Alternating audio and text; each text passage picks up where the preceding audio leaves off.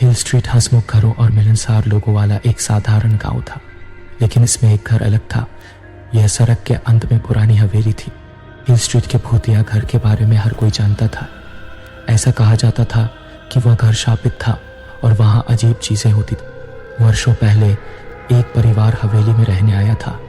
Brown परिवार अपने नए घर को लेकर उत्साहित थे, लेकिन उनकी खुशी जल्दी ही डर में बदल गई। श्रीमती ब्राउन अक्सर फुसफुसाहटें सुनती थी जब आसपास कोई नहीं होता था। मिस्टर ब्राउन ने अपनी आंखों से कभी कभी कोनों में परछाइयां घूमती देखी। उनके बच्चों लिली और सैम को सबसे भयानक अनुभव हुए। खिलौने अपने आप हिलने लगते थे और जब भी वे उठते उनकी बाहों पर किसी के खरोच के निशान होते थे। एक रात ब्राउन्स परिवार की सबसे भयानक डरावनी रात थी। वह एक तूफानी रात थी और बाहर तेज हवा चल रही थी। परिवार लिविंग रूम में एक साथ इकट्ठा हो गया और घर से गूंजने वाली डरावनी नजरअंदाज करने की कोशिश कर रहा था। अचानक लाइट चली गई और मैं अंधेरा हो गया। माँ, मुझे डर लग रहा है, लिली ने अपनी माँ की बाह पकड़कर कहा। कुछ नहीं हुआ बेटा, यह तो बस बिजली चली गई है।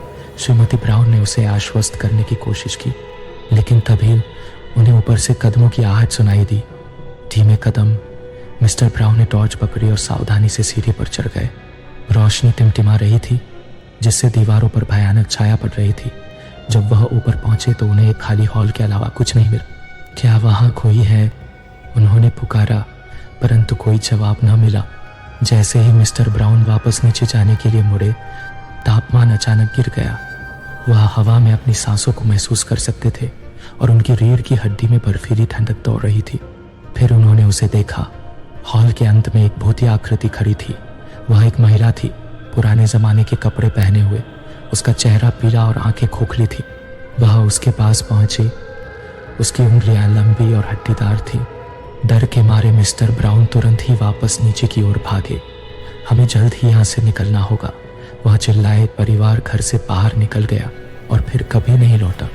वे बहुत दूर चले गए और हवेली एक बार फिर वीरान हो गई। भूतिया घर की कहानी पूरे शहर में फैल गई और किसी ने भी उसके पास जाने की हिम्मत नहीं की। साल बीत गए और घर खाली रह गया, लेकिन हिल स्ट्रीट पर प्रेतवाधित घर की किंवदंती कायम रही। लोगों ने रात में अजीब आवाजें सुनने का दावा किया और कुछ लोगों ने खिड़कियों में भूतिया महिला को भी देखा। लेकिन एक बहादुर व्यक्ति, जैक नाम के एक युवक ने हवेली की जांच करने का फैसला किया। वह भूतों से नहीं डरता था और यह साबित करना चाहता था कि ये सब झूठी कहानियां हैं। पक्के सबूत इकट्ठा करने के इरादे से जैक टॉर्च और कैमरे के साथ घर में दाखिल हुआ। उसने धूल भरे कमरों की जांच की और उसे उत्साह और डर दोनों का मिश्रण महसूस हुआ। जैसे ही वह हवेली से गुजरा, उसने तापमान में गिरावट देखी, जैसा कि श्री ब्राउन ने अनुभव किया था। उसने फुसफुसाहट और किसी के चलने की आवाज़ सुनी, लेकिन वह चलता रहा। एक बेडरूम में जैक को एक पुरानी डायरी मिली। यह एमिली नाम की महिला की थी, जो कई साल पहले इस घर में रहती थी। डायरी एक दुखद कहानी बयां करती है। एमिली एक अकेली महिला थी जिसने एक दुखद दुर्घटना में अपने पति और बच्चे को खो दिया था। टूटे दिल और अकेलेपन के कारण उसने हवेली में अपनी जान ले ली। उसकी आत्मा उसी स्थान पर फंसी रह गई जहां उसने इतना दुख सहा था। आखिरी लाइन पढ़ते ही जैक को ठंडक महसूस हुई। मैं बहुत अकेली हूँ, मैं इसे अब और सहन नहीं कर सकती।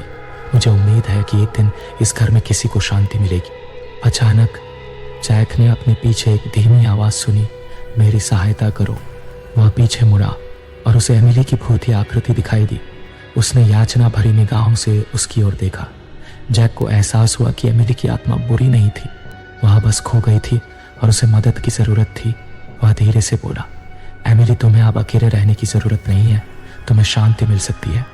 एमिली का भूत मुस्कुराया, लेकिन उसकी मुस्कान धीरे धीरे डरावनी होती गई। हवा ठंडी हो गई और जैक को बहुत डरावना एहसास हुआ। अचानक एमिली की आत्मा गुस्से और दुख में बदल गई। उसकी आंखों के सामने अंधेरा छा गया और उसका रूप और ज्यादा भयानक हो गया। तुम नहीं जा सकते, वह फुसफुसाई। उसकी आवाज़ खाली कमरे में गूंज रही थी। तुम मेरे साथ रहोगे हमेशा। जैक ने हिलने की कोशिश की, लेकिन वह हिल नहीं सका। उसके पैर अपनी जगह पर टिके हुए थे और एक अदृश्य शक्ति ने उसे अपनी जगह पर जकड़ रखा था। उसने महसूस किया कि एक ठंडे हाथ ने उसकी बाह पकड़ ली है और उसे एमिली की ओर खींच रहा है। कमरा उसके चारों ओर घूम गया और अंधेरा घिर गया। जैसे ही जैक अदृश्य शक्ति के खिलाफ संघर्ष कर रहा था, उसे डायरी याद आ गई। एमिली का दुख और गुस्सा उसके परिवार के नुकसान से जुड़ा था। उसकी आत्मा को शांति पाने का रास्ता खोजने की जरूरत थी। कांपती आवाज के साथ उसने उससे बात करना शुरू किया और उसे बताया कि उसका परिवार चाहता है कि उसका शांति मिले, वह इस जगह से आगे बढ़े। तुम्हें यहाँ रहने की जरूरत नहीं है एमिली। तुम्हारा परिवार एक बेहतर जगह पर तुम्हारा इंतजार कर रहा। अपने क्रोध और दुख को जाने दो। वे चाहते हैं कि तुम फिर से खुश हो। जैक ने विनती की। एमिली की पकड़ धीरी हो गई और उसका भूतिया रूप डगमगा गया। उसने आंसू भरी आंखों से जैक की ओर देखा। मुझे नहीं पता कैसे, वह फुसफुसाई। जैक अभी भी कांप रहा था। अपनी जेब में हाथ डाला और एक छोटा सा लॉकेट निकाला जो उसे पहले घर में मिला था। इसमें एमिली और उसके परिवार की तस्वीर थी। उसने उसे अपने पास रख लिया। यह लॉकेट तुम्हारे परिवार की स्मृति संजोए हुए है। उन तक अपना रास्ता खोजने के लिए इसका उपयोग करो। एमिली के भूत ने लॉकेट को छुआ। एक तेज रोशनी ने उसे घेर लिया और उसका रूप फीका पड़ने लगा। धन्यवाद, वह पूरी तरह से गायब होने से पहले आखिरी बार फुसफुसाई। कमरा गर्म हो गया और भयानक एहसास दूर हो गया। जैक जानता था कि एमिली को अंततः शांति मिल गई है। उसने एक शांति की भावना महसूस करते हुए हवेली छोड़ दी, लेकिन साथ ही एमिली द्वारा खोई गई जिंदगी के लिए गहरा दुख भी महसूस किया। हिल स्ट्रीट पर बुधा घर अब खतरनाक नहीं रखता। घर की कहानी करुणा और मुक्ति की कहानी बन गई, लेकिन जैक उस रात के आतंक को कभी नहीं भूल सका।